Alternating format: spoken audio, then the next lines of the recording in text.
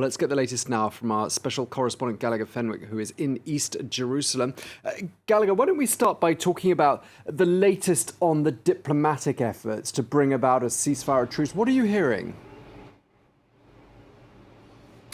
Well, the Security Cabinet on the Israeli side is in the process of meeting. Israel's Prime Minister has around him the higher echelons of the Israeli security apparatus. They're literally looking at various different documents contained in what could be an agreement leading to a ceasefire, and looking both at concessions which will have to be made in order to bring the other party to the table, namely Hamas, but also looking at potential gains. And remember that for Israel, victory means, amongst other things, deterrence. So that means no more rockets flying out of Gaza into Israel. There have been various different sources speaking on the matter on both sides. Remember that a major political leader on Hamas's side confirmed that both parties seem to be relatively close at this point to a ceasefire that could come into effect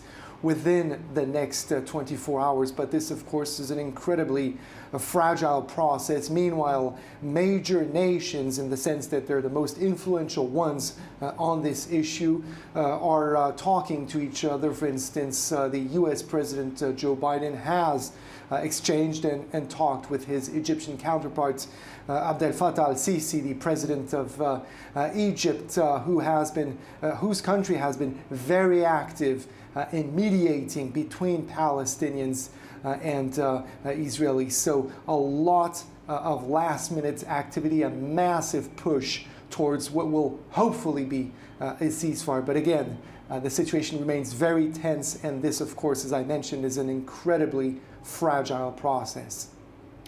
Now, Gallagher, you, I gather, have spent the day in Sheikh Jarrah, which is a neighborhood of East Jerusalem, which is, of course, central to this current situation of violence between Israel and Hamas. What do people there make of this prospect of a ceasefire or diplomatic solution? Well, of course, they're eager for peace for the people of Gaza, with whom they say they stand in solidarity, and whose enclave, the enclave that they live in, has been devastated by 10 days of intense Israeli bombardments, being shelled by Israel's artillery, air force, and Navy. But they're also quite proud at the fact that their issue has become such a central one, and is even possibly at the root of the current tensions in Gaza, in the West Bank, and even between southern Lebanon and Israel.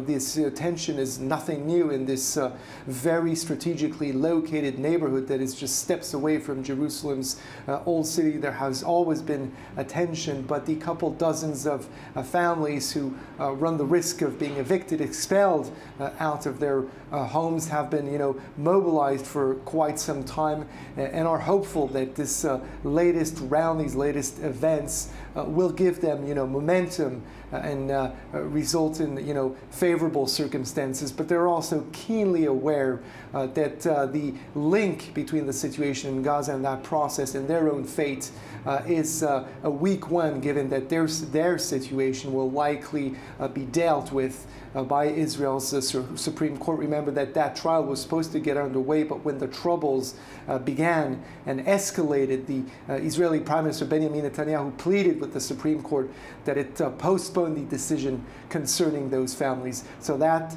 situation is also hanging in the balance right now. Okay, well, thank you very much indeed for bringing us up to speed. France 24 special correspondent Gallagher Fenwick, thank you so much.